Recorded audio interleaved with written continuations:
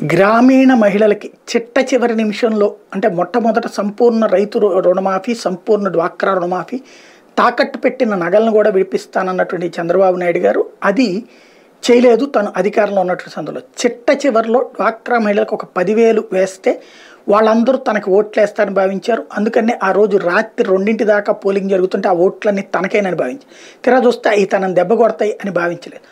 అట్లాగే అంగన్వాడీలు వీళ్ళందరికీ కూడా అప్పట్లో 6,000 ఇచ్చేవాళ్ళు, చిట్ట చివరిలో 10,500 అని ప్రకటించి వాళ్ళకి ఆ జీతాలు మాత్రం వేయలేదు.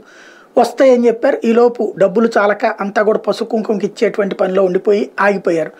అది అప్పుడు దెబ్బతింది. ఆ తర్వాత జగన్మోహన్ రెడ్డి వచ్చాక ఆ డబ్బుల్ని పెంచుకుంటూ వీళ్ళకి ఇచ్చేటటువంటి కార్యక్రమం చేశారు.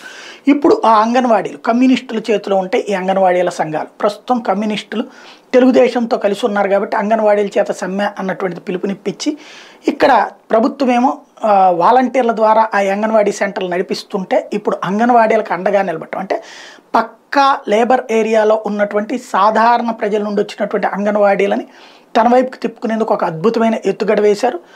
వాళ్ళ సమస్యని పరిష్కరించడంలో అహంకారాన్ని ప్రదర్శిస్తున్నారు జగన్ అంటూ విమర్శించడంతో పాటుగా తాను అధికారంలోకి వచ్చాక వాళ్ళ సమస్యను పరిష్కరిస్తానని ప్రకటించడం ద్వారా ఒక చక్కటి ఎత్తుగడ వేశారు బాబు గారు.